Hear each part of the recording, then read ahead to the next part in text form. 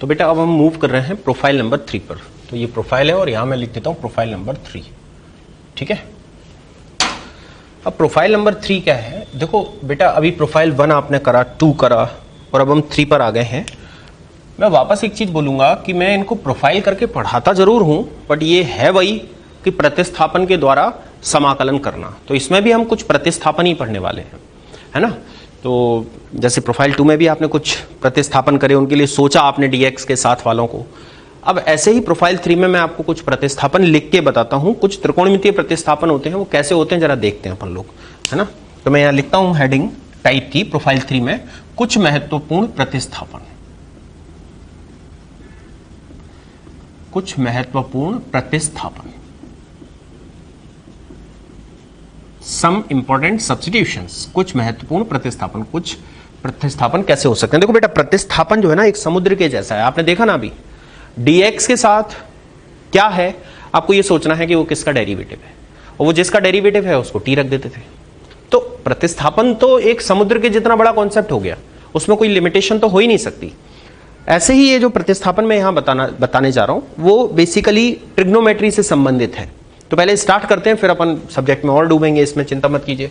जैसे मैंने यहां कुछ प्रतिस्थापन में लिखना चालू करता हूं, जैसे under root of a square minus x square है। इस तरह के क्वेश्चन में under root a square minus x square तरह के क्वेश्चन में अगर आप x को a साइन थीटा रख देते हो, तो a साइन थीटा रख देने से ये a square sine square theta हो जाएगा। a स्क्वायर कॉमन आके बाहर a बचेगा और यहाँ 1 minus sine square theta cos square theta under root उसका कॉस थीटा आ जाएगा। तो यहां पर आपको x की जगह पर क्या रखना चाहिए? a साइन थीटा, या आप a कॉस थीटा भी रख सकते हो। तो आपने क्या करा कि जो एल्जेब्रिक फंक्शन था इसको ट्रिग्नोमेट्रिक फंक्शन में कन्वर्ट कर दिया, जिससे अपना इंटीग्रेशन थोड़ा आसान हो जाएगा, है ना। तो अब आपने ये प्रतिस्थापन क्यों किया? क्योंकि यहां पर एक फॉर्मूला बन रहा था। तो मैं यहां पर क्या प्रतिस्थापन करूं? पुट करूंगा x is equals to a sine theta और या a कॉस थीटा, दोनों में से कुछ भी चलेगा। a साइन थीटा भी पुट कर सकते हैं, a कॉस थीटा भी पुट कर सकते हैं। तो अब आप ये बताओ, अभी एक फॉर्मूले से आपने प्रतिस्थापन डिसाइड कर लिया। अब त्रिकोणमिति में तो इतने सारे फॉर्मूले होते हैं, तो उन सारे फॉर्मूले के आधार पर बार बार कई सारे प्रतिस्थापन बन सकते हैं। तो यहां पर भी देखा जाए तो ये प्रतिस्थापनों का बहुत बड़ा जखीरा है। यहां पर अपन सबको रट नहीं सकते। अपन लोग बस अगर हमें ट्रिग्नोमेट्री के रिजल्ट्स पता हैं तो हम एक थॉट जरूर ला सकते हैं। जैसे 1 माइनस एक्स स्क्वायर, अब यहां x की जगह क्या रखना चाहिए? साइन थीटा या कॉस थीटा। मैंने तो नहीं बताया, आपको कैसे पता चल जाएगा साइन थीटा या कॉस थीटा? क्योंकि 1 minus sine square theta cos square theta होता है, या 1 minus cos square theta sine theta होता है। अगर आपसे कोई पूछे कि इसमें क्या रखना चाहिए, तो यहां आप बता सकते हो कि यहां x की जगह पर टेन थीटा रख देना चाहिए, क्योंकि 1 plus tan square theta cot square theta होता है, या कॉट थीटा भी रख सकते हो। 1 plus cot square theta 1 plus tan square theta sorry sec square theta होता है, या आप यहां कॉट भी रख सकते हो, क्योंकि 1 plus cot square theta cosec square theta होता है। तो अल्टीमेटली त्रिकोणमिति का एक सूत्र जो आपको याद है उससे आपने प्रतिस्थापन बनाया। इसी तरह से अगर मैं इस क्वेश्चन में बोलूं तो आप x की जगह पर या तो सेक थीटा या तो कोसेक थीटा रख सकते हो, क्योंकि sec square theta -1 tan square theta होता है और cosec square theta -1 cot square theta होता है।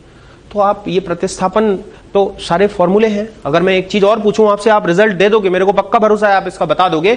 अगर मैं बोलूं इसमें क्या प्रतिस्थापन किया जाए, तो आप बोल सकते हो कि सर x की जगह cos थीटा रख दो, क्योंकि 2 cos square theta -1 cos 2 theta होता है, तो x की जगह आप cos 2 थीटा cos थीटा रखना पसंद करोगे। अगर मैं आपसे बोलूं कि इसमें क्या प्रतिस्थापन किया जाए, तो मेरे ख्याल से आप बता दोगे कि इसमें सर साइन थीटा रख दो, क्योंकि 3 sine theta -4 sine cube theta sine 3 theta होता है, इसलिए आपने प्रतिस्थापन बता दिया। क्यों बता दिया? क्योंकि आपको ट्रिग्नोमेट्री के फॉर्मूले से रिलेट कर पा रहे हो और आप प्रतिस्थापन बता पा रहे हो। तो अल्टीमेटली ये प्रतिस्थापन बहुत ज्यादा हो सकते हैं। सब डिपेंड करता है आपकी ट्रिग्नोमेट्री के कितने रिजल्ट्स आपको याद हैं और दिख रहे हैं। तो मैं इसको आगे बढ़ाते हुए कुछ रिजल्ट्स लिखना चाहता हूं यहां पर, 5-6 रिजल्ट्स, जिससे अपने इंटीग्रेशन आसान हो जाएंगे, है ना। अच्छा, एक और बात, आप इसके लिए ये नहीं पूछ सकते कि सर ये प्रतिस्थापन क्यों किया।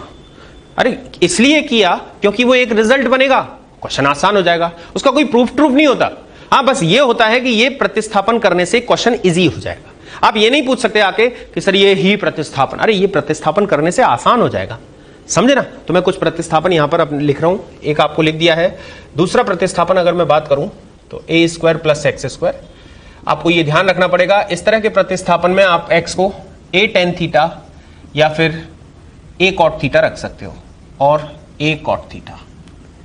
थर्ड प्रतिस्थापन की बारी आएगी, under root of x square minus a square, इसकी जगह पर आप एक्स की जगह ए सेक थीटा या ए कोसेक थीटा रख सकते हो, डिपेंड करता है कैसे करना है। चौथे पर आ जाते हैं, under root of a minus x upon a plus x. ये अंडर रूट के साथ भी हो सकते हैं, अंडर रूट के बिना भी हो सकते हैं, सिचुएशन जैसा भी हो वैसा ही काम करेंगे।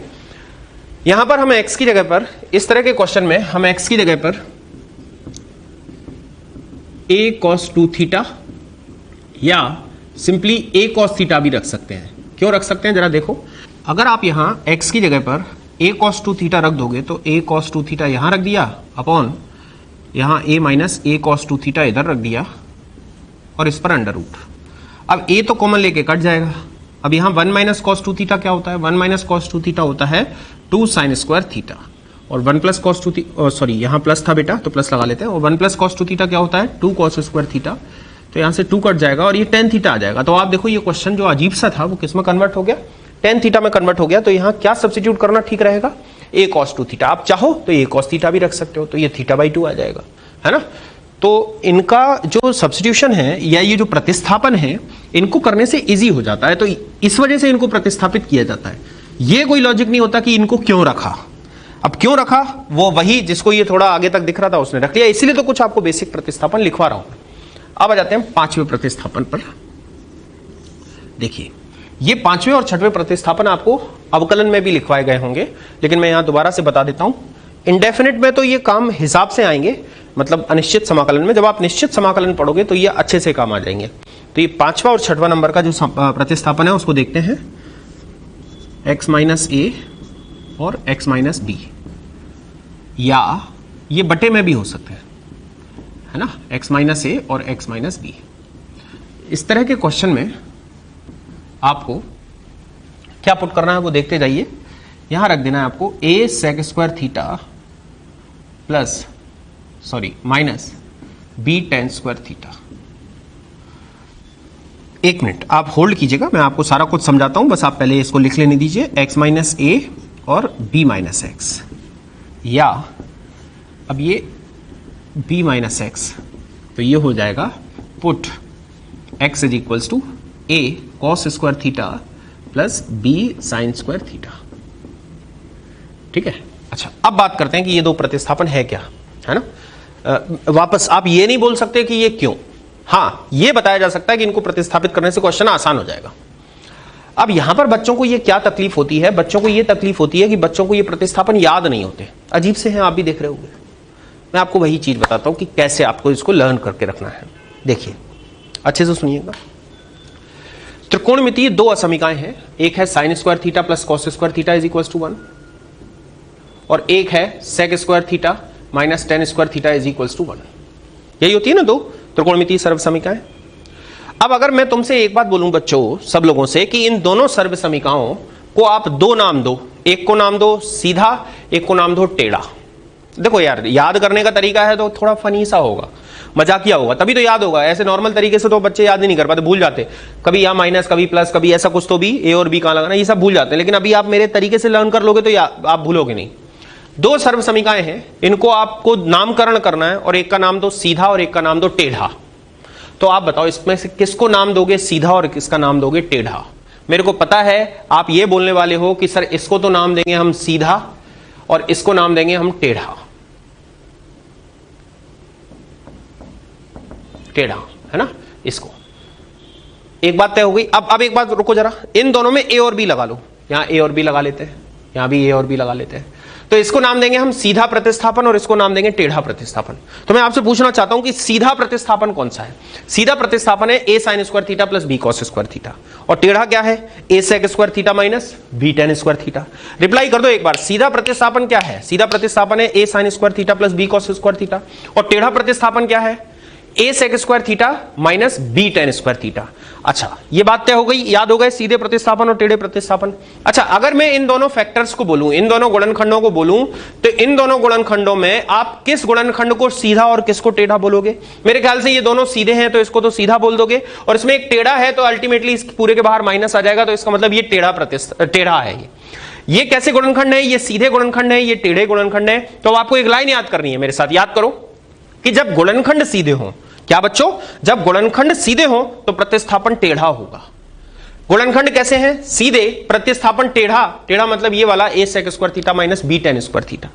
और जब गुणनखंड टेढ़े हो तो प्रतिस्थापन सीधा होगा, मतलब इसके लिए होगा a sin square theta plus b cos square theta. Check कर लो बेटा, यहां पर ये गुणनखंड सीधे हैं, ये गुणनखंड सीधे हैं, तो प्रतिस्थापन टेढ़ा होगा, मतलब a sec square theta minus b tan square theta, ये x की जगह पर।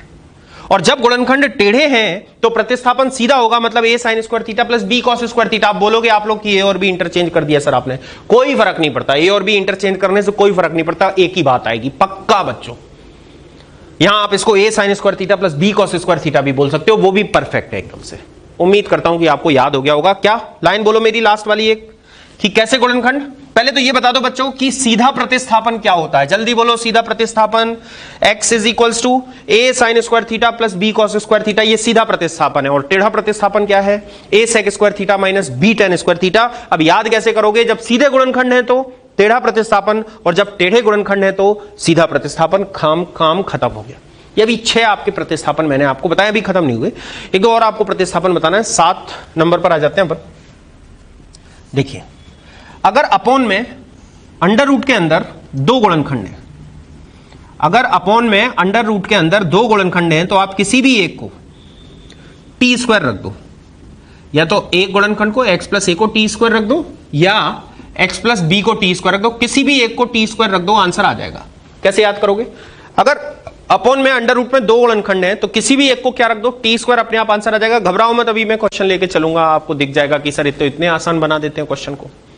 और फाइनली एक 8 नंबर और मैं आपको लिखूंगा, हालांकि इधर भी आ जाता है, ऊपर लिख लेते हैं, लेकिन 8 नंबर प्रतिस्थापन और है।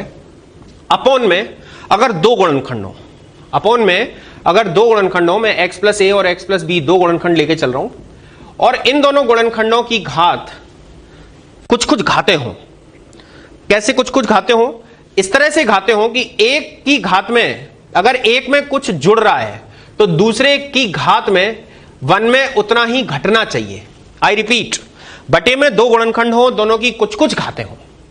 अगर एक घात जो है उसमें 1 में जितना जुड़ रहा है, दूसरे में 1 में उतना ही घटना चाहिए। एक बात और, यहां पर जो n है वो नेचुरल नंबर है, और ये n जो है वो 1 से बड़ा होना चाहिए, है ना। 1 नहीं होना चाहिए, 0 हो जाएगा, यहां पर गड़बड़ हो जाएगा। किससे बड़ा होना चाहिए? 1 से, और n नेचुरल नंबर होना चाहिए। तो रुको जरा, मेरे साथ बोलो बेटा, बोलोगे नहीं तो लर्न नहीं होगा। इंपॉर्टेंट है बेटा, रेगुलरली 2020 में भी इस पर जेई मेन में क्वेश्चन आए हुए हैं डायरेक्ट। याद करो मेरे साथ, अगर आप पहचानोगे नहीं तो अप्लाई नहीं कर पाओगे। अपोन में कितने गुणनखंड? 2, दोनों की कुछ घातें। एक घात में, एक में 1 में जितना जुड़ा है, दूसरी घात में 1 में उतना ही घटना चाहिए। अगर मैं दूसरे शब्दों में बोलूं तो इन दोनों की घातों का योग 2 होना चाहिए। चेक करो, 1/n कटेगा, घातों का योग 2 होना चाहिए। अच्छा, एक काम करते हैं, इस तरह के जब भी आपको मिल जाए तो आपको करना क्या चाहिए? आपको पहले मैं प्रतिस्थापन बता देता हूं, फिर मैं कुछ एग्जांपल हवा में लेके आपको बताता हूं। अभी एक बार दोबारा से बोलता हूं। अपोन में कितने गुणनखंड हैं? 2, दोनों की कुछ घातें। एक घात में 1 में जितना जुड़ रहा है, दूसरी घात में 1 में उतना ही घटना चाहिए। ऐसे केस में आप इन दोनों गुणनखंडों के अनुपात को टी रख देना। इन दोनों गुणनखंडों के अनुपात को टी रख देना, चाहे दिस अपॉन दिस, चाहे दिस अपॉन दिस, किसी भी अनुपात में। मतलब x प्लस ए अपॉन एक्स प्लस बी को टी रख सकते हो, और अगर आप उल्टा कर दोगे, x plus B upon X plus A को टी रखोगे तो भी कोई फर्क नहीं पड़ेगा। क्वेश्चन का आंसर एज इट इज आ जाएगा, जैसा इससे आने वाला है। अच्छा, आप कुछ एग्जांपल अपन देखते हैं जिससे आपको पता चले कि कौन कौन से ऐसे फैक्टर हो सकते हैं, कौन कौन सी ऐसी पावर हो सकती हैं। चलो यहां पर देख लेते हैं। अपने प्रतिस्थापन मैंने आपको 8 ही बताने थे। ये एक गुणनखंड है, ये एक गुणनखंड है, ठीक है। अच्छा, हवा में सोचो, अगर आप एक में 1/4 जोड़ोगे, एक में 1/4 जोड़ोगे तो 1/4 जोड़ने से 5/4 आएगा। अरे बच्चों, 1 प्लस 1/4 5/4, और जब 1 माइनस 1/4 करोगे तो 3/4 आएगा। तो ऐसी कुछ घातें आप सोच के रख लो ना। अगर आपको 5/4 और 3/4 दिख रहा है, इसका मतलब समझ जाना कि 5/4 माने 1 में से 1/4 घट रहा है, यहां 1 में से जुड़ रहा है, और यहां 1 में से 1/4 घट रहा है। ऐसे कई एग्जाम्पल हो सकते हैं। अगर मैं यहां पर बोलूं घात 5/4 और 3/4 की जगह एक में अगर मैं 1/8 जोड़ दूं तो 9/8 और 7/8। चेक करो, एक में अगर आप 1/8 जोड़ोगे तो 9/8 होगा, और एक में 1/8 आप घटाओगे तो 7/8 होगा। तो यह भी एक उदाहरण हो गया। अरे बहुत सारे उदाहरण हो सकते हैं बेटा। अगर मैं एक घात बोलूं 3/2 और एक घात बोलूं 1/2 तो यह भी हो गया। 3/2 मतलब एक में आधा जुड़ा, और 1/2 मतलब 1 में आधा घटा, इसका मतलब ये भी वही एग्जांपल। ऐसे 50 केस बना सकते हो, 1000 केस बना सकते हो।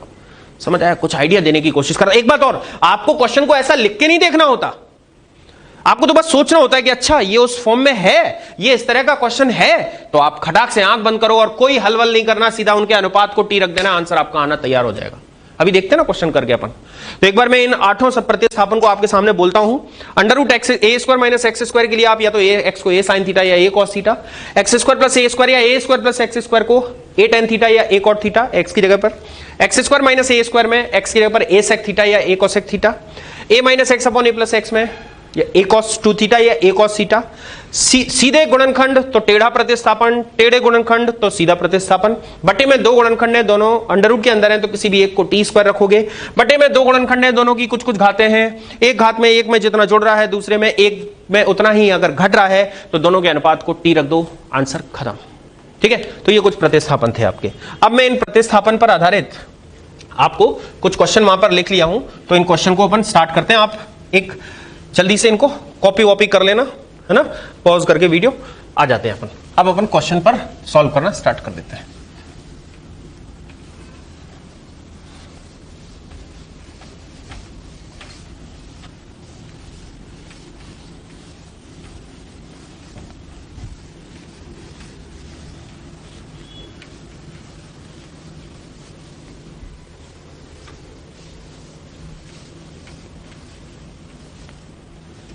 चलिए क्वेश्चन नंबर 1।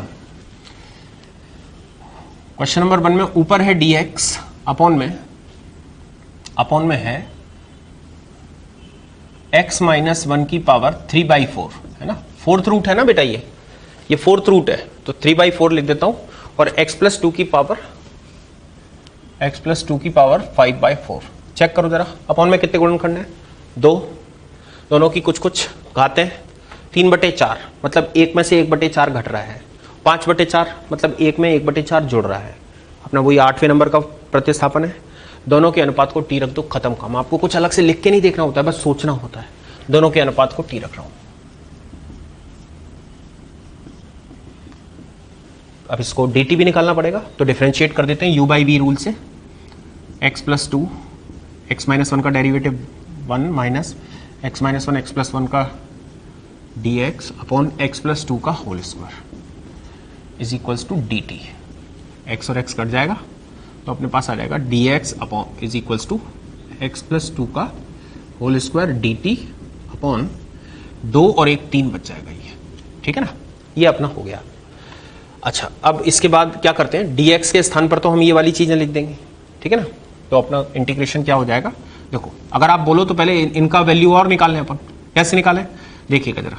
देखो ये मैं लिख के आपको दिखा रहा हूं, ये किसी को लिख के दिखाना सही नहीं रहता है ना, लेकिन अपन लोग एक अपना काम चलाने के लिए कर सकते हैं ऐसे।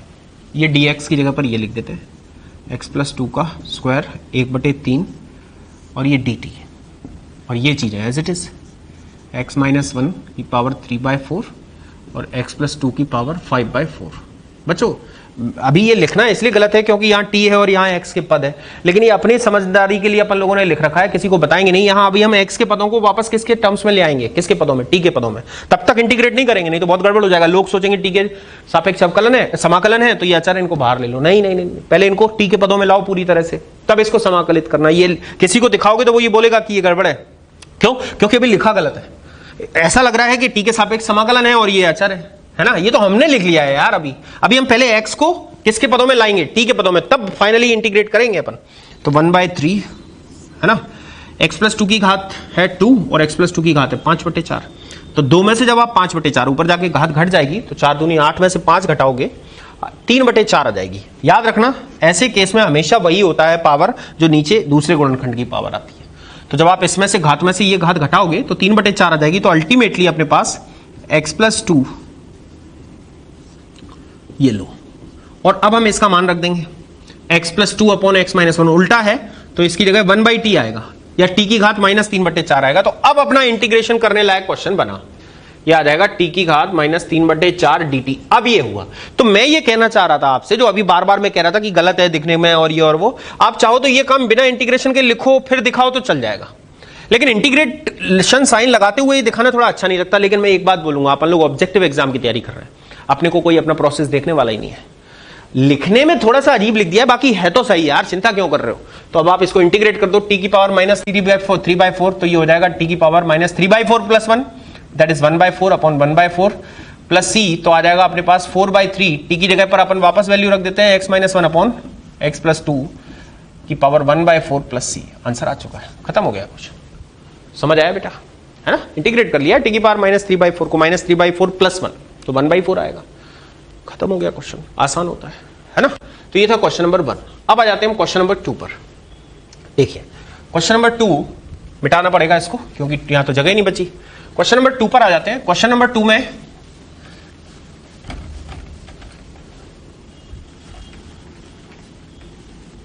क्वेश्चन नंबर 2 जो है दैट इज, एक बार लिख रहा हूं उसका, dx अपॉन बेटा ये x माइनस पी का पावर है 1 और ये x माइनस पी की पावर है 1/2 क्योंकि अंडर रूट है ना, तो 1 और 1/2 मिलके हो जाएगा 3/2। तो यहां पर पहला जो पद है वो x माइनस पी की पावर हो गई 3/2 और यहां पर x माइनस क्यू की पावर है हाफ 1/2, तो अगला जो पद है अपना वो है x माइनस क्यू की पावर 1/2। जरा देखो बटे में कितने गुणनखंड है बेटा, बटे में 2 गुणनखंड है, दोनों की कुछ कुछ घातें हैं और एक घात में 3/2 मतलब एक में 1/2 जुड़ा है और दूसरे की घात 1/2 मतलब एक में 1/2 घटा है। इसका मतलब अपने 8वें नंबर का प्रोफाइल है। दोनों के अनुपात को टी रख देना चाहिए। जेईई एडवांस में पूछा गया क्वेश्चन है, जो ये मैं दूसरा नंबर बता रहा हूं आपको। तो x minus P upon x minus Q को मैं रख रहा हूं टी, अवकलन करता हूं x minus Q minus x minus P upon में आ जाएगा x माइनस क्यू का होल स्क्वायर इंटू में dx इक्वल्स टू हो जाएगा dt, x और x कट जाएगा, यहां से अपने पास dx का वैल्यू जो आ जाएगा वो आ जाएगा x माइनस क्यू का स्क्वायर, ये आ जाएगा dt अपॉन में आ जाएगा बेटा p माइनस क्यू। सेट है बच्चों। अब अपना इंटीग्रेशन dx की जगह पर आ जाएगा x माइनस क्यू का होल स्क्वायर dt अपॉन में आ जाएगा p माइनस क्यू और बटे में ये दोनों पद हैं तो x माइनस p की पावर 3/2 और ये x माइनस क्यू की power 1/2। 1 upon P minus Q, step आगे बढ़ाता जा रहा हूं। ये पावर है 2 में से 1/2 घटेगा तो ये 3/2 बचेगा। मैंने बोला था ये घात जो होती है वही यहां से हल करने के बाद आता है। तो अपना अगला जो स्टेप आएगा वो आएगा x minus Q upon x minus P की पावर 3/2 और ये हो जाएगा dt। x minus Q upon x minus P, x minus Q upon x minus P, ये t इसकी जगह पर 1/t आएगा, दैट इज t की पावर माइनस 3/2 हो जाएगा। तो अपने पास अगला स्टेप आ जाएगा 1 upon P minus Q integration t की पावर माइनस 3/2 इंटू में dt। इंटीग्रेट करोगे तो 1 upon P minus Q T की पावर माइनस 3/2 का इंटीग्रेशन करोगे, एक ऐड हो जाएगा, एक ऐड होने से माइनस का 1/2 अपॉन माइनस का 1/2 प्लस का सी आ जाएगा। क्लियर है बच्चों। और इस तरह से अपने पास आ जाएगा 2 अपॉन क्यू माइनस पी, उल्टा हो जाएगा ना, माइनस एडजस्ट कर दिया है, और ये आ जाएगा अपने पास टी की जगह पर कितना है, टी की जगह पर है x minus P upon x minus Q, power minus है इसलिए उल्टा लिख देते हैं x minus Q upon x minus P, और ये पावर 1/2 मतलब इस पर लगा देते हैं अंडर रूट प्लस सी, यही आंसर हो जाएगा। This is question number 2। अब आ जाते हैं हम नेक्स्ट क्वेश्चन पर, क्वेश्चन नंबर 3। अच्छा, अब ये 3, 4, 5, 6, 7 ये बिल्कुल इजी है एक्चुअली, मतलब तो वही सब्स्टिट्यूशन में था जो 8वें नंबर का बताया, 7वें नंबर का आगे यूज होगा, अभी घबराओ मत। अच्छा, वो सीधा और टेढ़ा वाला और है ना, सीधा और टेढ़ा हम यहां यूज नहीं करेंगे, उसको आप दिमाग में रखिएगा, मैं डेफिनेट में यूज करूंगा उसको, है ना, उसको अभी दिमाग में रखना है। यहां पर इनसे क्वेश्चन बनाएंगे नहीं, वो टेढ़े और सीधे से इंडेफिनिट में नहीं बनाएंगे, क्योंकि इंडेफिनिट में अगर उन्होंने क्वेश्चन बना दिया तो लंबा लेंथी हो जाएगा, और डेफिनेट में बनाएंगे तो क्वेश्चन बड़ा इजी हो जाएगा, है ना। तो अपन इसको वहां सॉल्व कर लेंगे एक बार, वहां कुछ डायरेक्ट ट्रिक्स भी बन जाएंगे उस सीधे और टेढ़े वाले प्रतिस्थापन से। अभी तो हम आ जाते हैं क्वेश्चन नंबर 3 पर। 3 चलिए, question number 3, dx upon under root of a square minus x square. बच्चों क्या प्रतिस्थापन करना है, x की जगह पर a साइन थीटा रख देता हूं, पुट कर दिया मैंने, x बराबर a साइन थीटा। चलो dx कितना आ जाएगा बच्चों, a cos theta the theta, ऊपर कर लेते हैं dx की जगह पर a cos थीटा D theta upon under root of a square minus a square sine square theta. चलिए यहां से ए स्क्वायर बाहर आएगा, ए बचेगा, तो ए इससे कट जाएगा, पेन चेंज करके कट कर देता हूं, थोड़ा आसान दिखेगा, अगर दिख रहा होगा वहां कलर सेपरेट तो आपको सॉरी, अभी रहने देते हैं, अगले स्टेप में ही काटेंगे। ए स्क्वायर, ये लो, क्यों काटें अभी, अब ये आ जाएगा ए कॉस थीटा डी थीटा, है ना, ए स्क्वायर बाहर आएगा तो ए हो जाएगा, और 1 minus sine square theta cos theta. लो दोनों ही कट गया। अब क्या करेंगे, डी थीटा का इंटीग्रेशन थीटा प्लस सी, और थीटा की जगह पर क्या आएगा, अच्छा यहाँ से थीटा का वैल्यू निकालो बच्चों। थीटा का वैल्यू कितना आएगा, साइन थीटा कितना आएगा, साइन थीटा आएगा एक्स बाय ए, तो थीटा कितना आएगा, साइन इनवर्स एक्स बाय ए, ये आ जाएगा sign inverse x by a plus सी। ये अपने पास एक आंसर आ गया। क्लियर हुआ थर्ड वाला। अब आ जाते हैं फोर्थ वाले पर। फोर्थ वाला क्या है अपने पास, थर्ड हो चुका है, फोर्थ वाला है x square plus a square upon में, तो d x upon x square plus a square. बच्चों याद करो क्या था इसका प्रतिस्थापन, x बराबर ए टेन थीटा, तो यहां पुट कर लेते हैं, पुट x बराबर ए टेन थीटा, तो डी एक्स बराबर क्या हो जाएगा, a sec square theta D theta. ठीक है, अब अपना क्वेश्चन क्या हो जाएगा, डी एक्स की जगह पर क्या आ जाएगा, a sec square theta D theta upon x की जगह पर a square tan square theta और a square as it is, है ना, तो ये हो जाएगा a sec square theta D theta upon, इसमें से ए स्क्वायर बाहर आ जाएगा और ये टेन स्क्वायर थीटा प्लस 1 बनेगा जो क्या होता है सेक स्क्वायर थीटा। अब सेक स्क्वायर फिर कट जाएगा, एक ए से एक ए कट जाएगा, तो 1 बाय ए बाहर रह जाएगा और ये हो जाएगा थीटा प्लस सी, क्योंकि डी थीटा अकेला बचा है, तो अपने पास आ जाएगा 1 बाय ए। अब यहां से भी थीटा का वैल्यू निकालो, थीटा का वैल्यू कैसे निकालोगे, टेन थीटा है एक्स बाई ए, तो थीटा क्या होगा, ten inverse x by A, tan inverse, ये लो, ये एक और अपना आंसर आ गया। अब आ जाते हैं हम फिफ्थ पर, है ना, फिफ्थ को भी देख लेते हैं, छोटे छोटे से हैं इसलिए एक साथ करे दे रहा हूं उनको। फिफ्थ पर आ जाते हैं। फिफ्थ क्या है, integration D x upon under root of x square minus a square. क्या पुट करें इसकी जगह पर, पुट कर लेते हैं एक्स की जगह पर ए सेक थीटा, यही करते थे ना बच्चों, याद करो ना बेटा, तो डी एक्स क्या हो जाएगा, a sec theta tan theta D theta, तो अपने पास अगले स्टेप में हो जाएगा a sec theta, d x की जगह लिख रहा हूं बेटा, tan theta D theta upon under root of x square, x की वैल्यू है ए सेक थीटा, तो a square sec square theta, और ये ए स्क्वायर जैसा का तैसा है ना।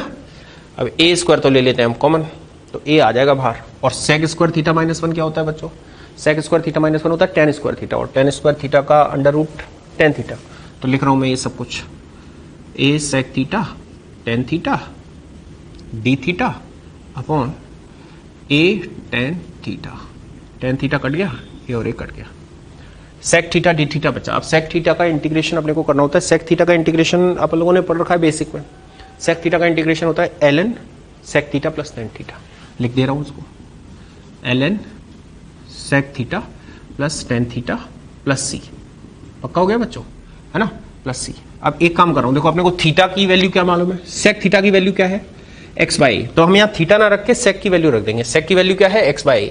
एक काम करते हैं, टेन को भी सेक में बदल लेते हैं, तो देखो मैं क्या करने जा रहा हूं, देखना जरा, इंटीग्रेशन हो चुका है, बस थोड़ा सा एडजस्टमेंट कर रहा हूं, तो एल एन ये है sec theta plus tan theta को लिख सकता हूं मैं under root of sec square theta minus 1, चल जाएगा बच्चों, प्लस सी चल रहा है ना, प्लस सी को नहीं छेड़ेंगे।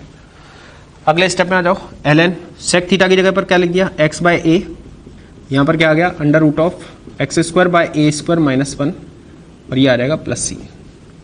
एलसीएम ले लो, तो एलसीएम ले लोगे तो एल एन ये आ जाएगा x plus under root of x square minus a square, सही है ना बच्चों, यहाँ ए स्क्वायर पहुंच जाएगा ना। अब ये l N A upon B, तो L N A upon b होता है L N A minus L N B, तो L N A minus L N b मतलब एल एन ए बचेगा, अपॉन में ए आएगा ना बच्चों, अंडर रूट के ए स्क्वायर अंडर रूट के बाहर आके ए बन जाएगा, तो L N A upon L N B क्या होता है, L N A minus L N B, तो मैंने एल एन ए अलग से लिख दिया प्लस सी, और ये एक नया कांस्टेंट बन गया दोनों मिला के, तो अपना आंसर आ जाएगा l n x plus under root of x square minus a square plus c, नया कांस्टेंट कैपिटल सी लिख दिया। कुछ समझ आया बच्चों, तो ये अपना कौन सा क्वेश्चन था बेटा, ये था अपना 5वां नंबर। एक बार अपन छठवें को और कर लेते हैं, और इधर ही करना पड़ेगा अपने को, मेरा कुछ वजह है छठवें को करने का, मैं इसको यूं ही नहीं यहां करना चाह रहा हूं, कुछ याद दिलाना चाह रहा हूं। वैसे जो बच्चे पहले से इनको पढ़ा हुआ है, जिन्होंने उन्हें शायद कुछ चीज नजर आने लग गई होगी, लेकिन मैं सबको यहां कुछ दिखवाना चाहता हूं कि बेटा क्या होने जा रहा है ये। मैं एक बार 6 नंबर को और कर रहा हूं। 6 नंबर जो अपना है वो है D x upon under root of x square plus a square. यहां क्या पुट करूंगा बच्चों, याद करो, बताओ क्या पुट करना है। एक्स की जगह पर ए टेन थीटा, याद आया ना यार, अभी बताया है। X square plus a square के केस में एक्स को ए टेन थीटा पुट करना चाहिए। डिफरेंशिएट करो दोनों तरफ, तो डी एक्स बराबर a sec square theta D theta, ऊपर क्या आ जाएगा a sec square theta D theta upon under root के अंदर एक्स की जगह पर ए टेन थीटा, तो a square tan square theta plus a square. कौन बाहर आएगा, ए स्क्वायर बाहर आके ए बन जाएगा। लिख रहा हूं अगला step, a sec square theta D theta, a बाहर आ गया, अंडर रूट के अंदर बचेगा tan square theta plus one. Tan square theta plus one क्या होता है, सेक स्क्वायर थीटा का अंडर रूट सेक थीटा। लो जी, ए कटा सेक कटा, अब सेक थीटा का इंटीग्रेशन वही ln sec theta plus tan theta, तो यहां मैं लिख रहा हूं ln sec theta plus tan theta, है ना, प्लस सी।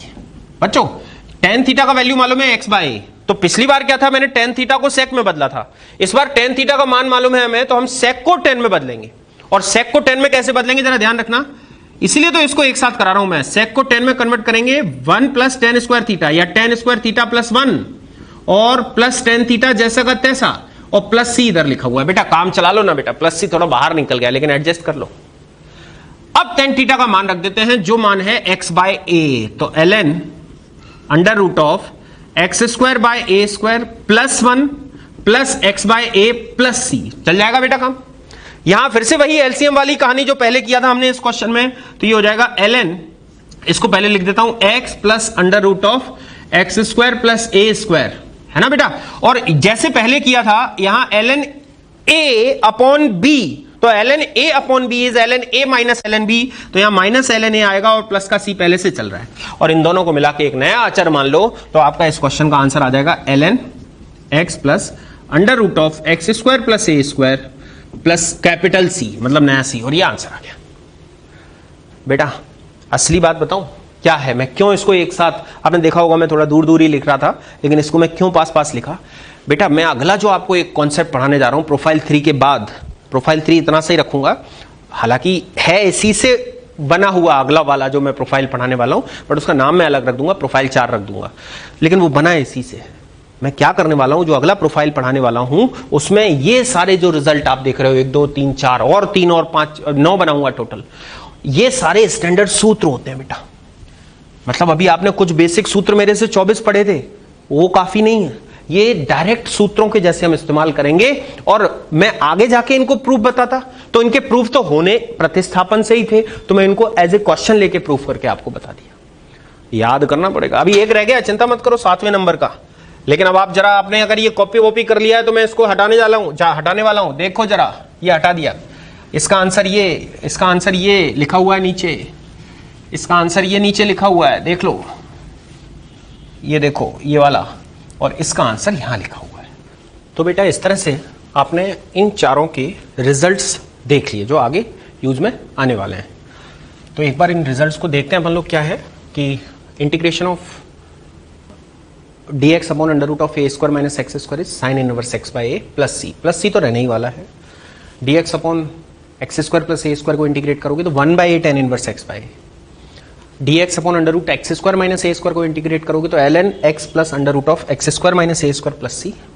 और इसी तरह से integration of under root of x square plus a square को करोगे तो ln x plus under root of x square plus a square plus सी।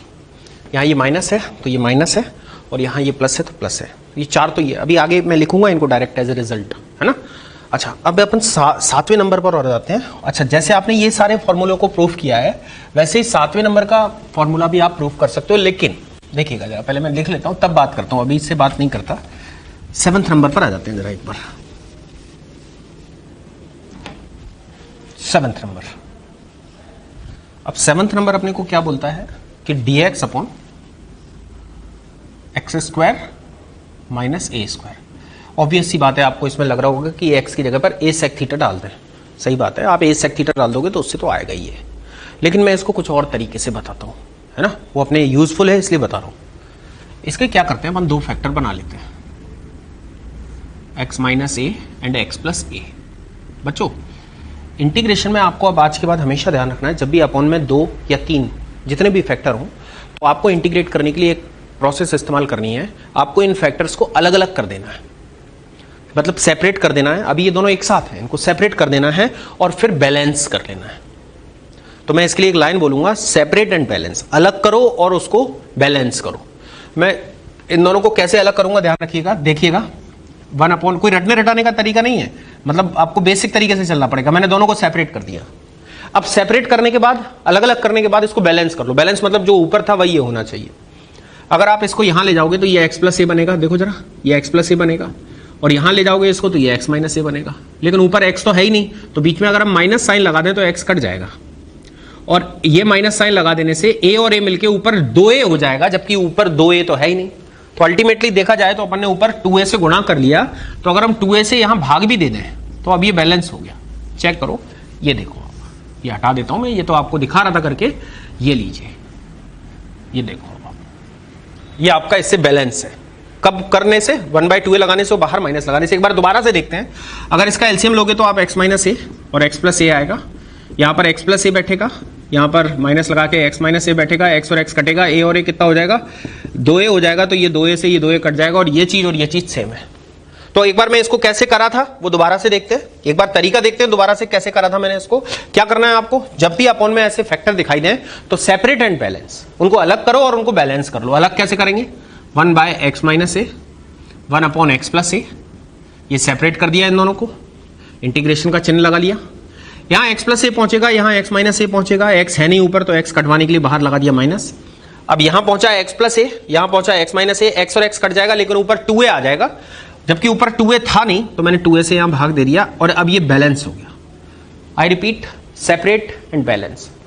इसी प्रक्रिया को, सेपरेट एंड बैलेंस को, अगर आप इस पर कमांड कर लेते हो तो आपको पार्शियल फैक्टर्स या पार्शियल फ्रैक्शंस बहुत डिटेल में पढ़ने की जरूरत नहीं है। एक्चुअली वहां होता यही है वहां, लेकिन तरीके से होता है, यहां आप सोच के कर ले रहे हो। आगे बढ़ते हैं, इसको इंटीग्रेट कर लो। तो 1/2a इंटीग्रेट करोगे तो ये हो जाएगा ln x माइनस ए, बीच में साइन लगाओ माइनस का, this is ln x plus A, last में आ जाएगा c, तो आ जाएगा 1/2a ln x माइनस ए अपॉन x प्लस ए, और ये प्लस में आ जाएगा c।